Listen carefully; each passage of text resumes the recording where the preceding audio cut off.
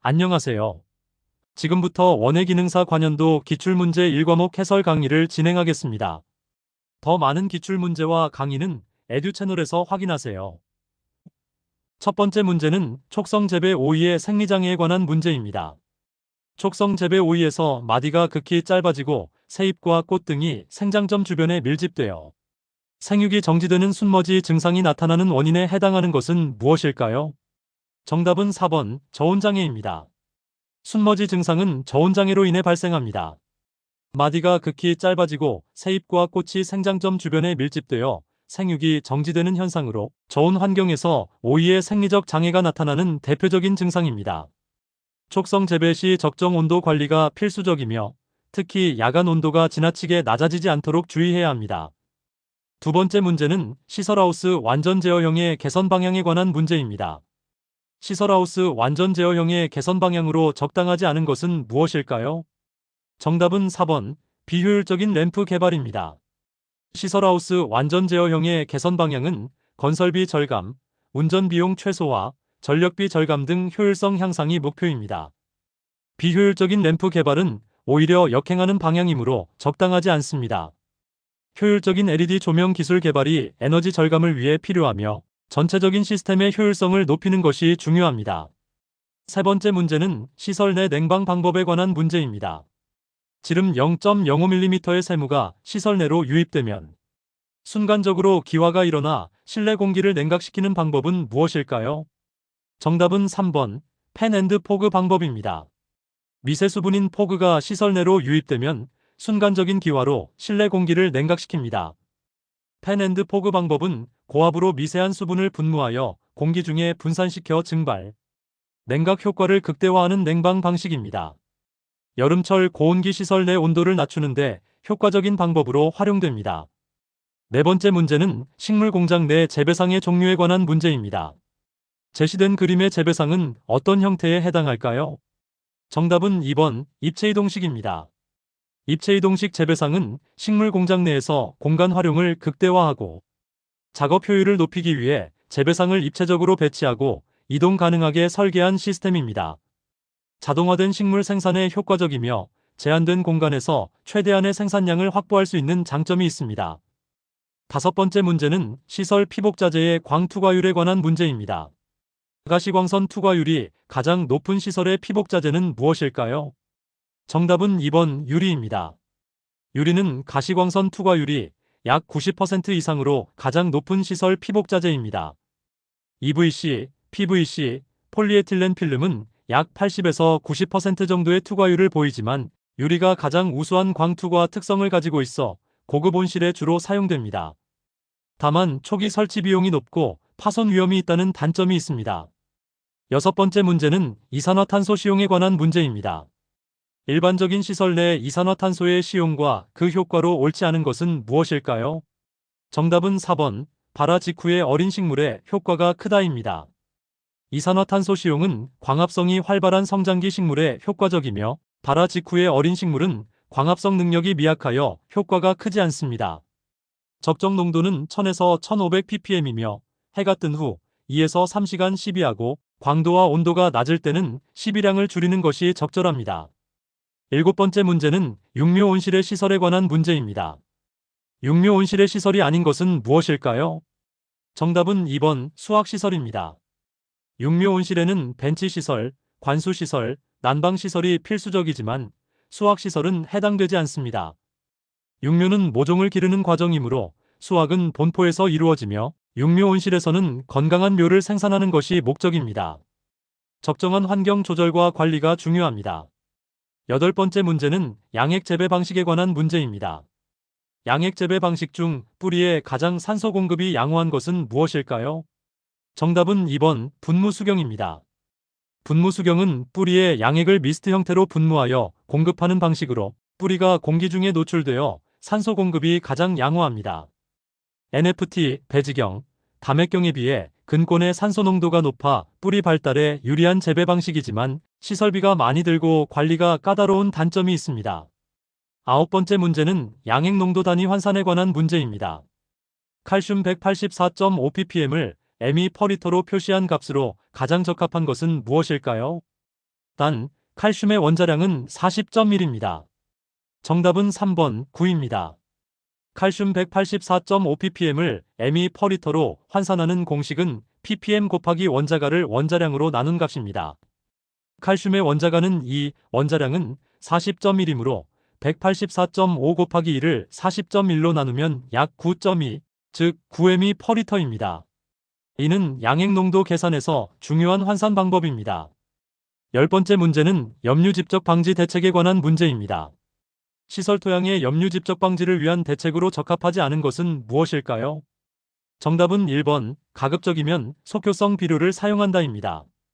염류 집적 방지를 위해서는 속효성 비료보다 완효성 비료를 사용해야 합니다. 속효성 비료는 빠르게 용해되어 토양의 염류를 축적시킵니다.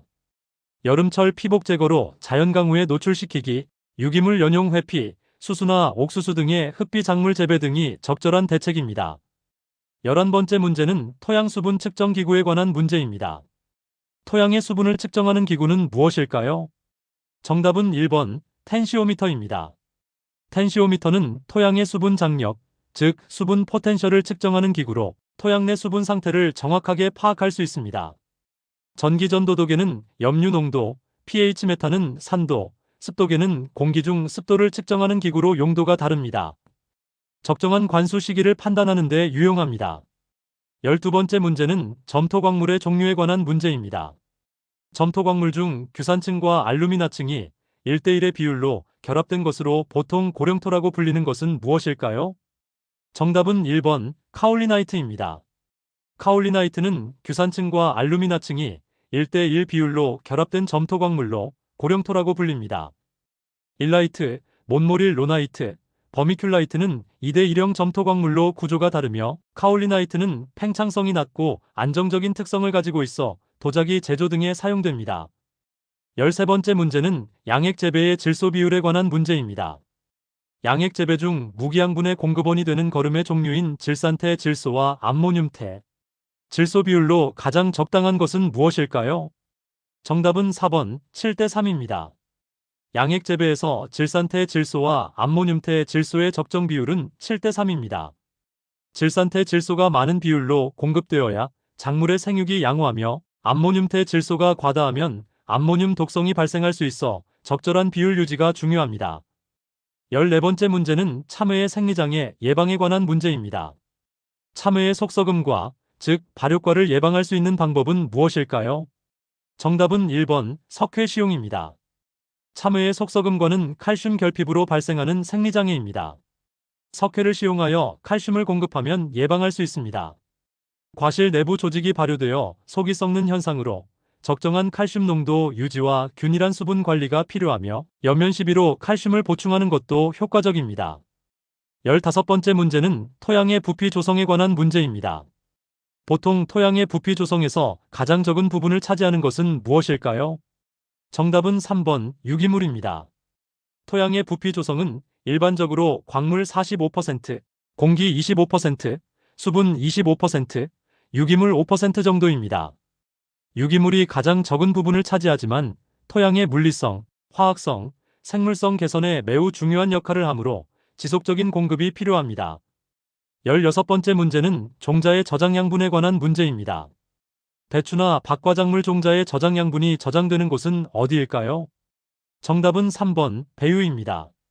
배추나 박과작물 종자의 저장 양분은 배유에 저장됩니다. 배유는 종자발화 시 배에 영양분을 공급하는 조직으로 전분, 단백질, 지방 등이 축적되어 있습니다. 종피는 보호 기능을, 자엽은 떡잎을, 유근은 뿌리 원기를 의미합니다. 17번째 문제는 병 방제 방법에 관한 문제입니다. 제시된 방법, 즉 매개충 방제와 이병주, 제거 등을 통해 발생을 억제할 수 있는 병의 종류로 옳은 것은 무엇일까요? 정답은 3번 바이러스병입니다. 바이러스는 진딧물, 총체벌레 등 매개충에 의해 전염되므로 매개충 방제와 감염된 식물체 제거가 가장 효과적인 예방 방법입니다. 바이러스병은 치료제가 없어 예방이 최선이며 저항성 품종 사용과 건전한 종자 사용도 중요합니다. 18번째 문제는 오이의 쓴맛 발생 원인에 관한 문제입니다. 오이의 쓴맛이 생기는 원인은 무엇일까요? 정답은 3번 토양의 수분이 부족하였을 때입니다. 오이의 쓴맛은 쿠쿠르비타신이라는 물질 때문이며 토양 수분이 부족하거나 고온, 저온 등 스트레스 조건에서 생성이 증가합니다. 적정한 수분 관리와 온도 유지로 쓴맛 발생을 예방할 수 있으며 특히 과실 비대기에 수분 스트레스를 받지 않도록 주의해야 합니다. 19번째 문제는 당근의 색소 축적 조건에 관한 문제입니다. 당근에서 뿌리의 색소인 카로틴의 축적이 잘 되는 토양 조건은 무엇일까요? 정답은 1번, 약간 건조하고 통기성이 좋은 토양입니다. 당근의 카로틴 색소는 약간 건조하고 통기성이 좋은 토양에서 축적이 잘 됩니다. 과습하거나 통기성이 나쁜 조건에서는 뿌리의 색깔이 연해지고 품질이 저하됩니다. 적정한 토양 수분과 통기성 관리가 당근의 상품성 향상에 중요합니다. 20번째 문제는 CA 저장에 관한 문제입니다. CA 저장에 대한 설명 중 옳은 것은 무엇일까요? 정답은 2번, 지나치게 낮은 산소 농도에서는 혐기적 호흡의 결과 이취 발생을 유발할 수 있다입니다. CA 저장은 저산소, 고이산화탄소 환경을 조성하여 호흡을 억제하는 방법입니다. 그러나 산소 농도가 지나치게 낮으면 혐기호흡이 일어나 알코올, 아세트알데히드 등이 생성되어 이취가 발생할 수 있습니다. 적정한 가스 조성 유지가 중요하며 작물별로 최적 조건이 다릅니다. 이상으로 원예기능사 기출문제 1과목 해설 강의를 마치겠습니다. 지금 에듀 채널에 가시면 더 많은 기출문제와 오디오 강의를 이용하실 수 있습니다. 감사합니다.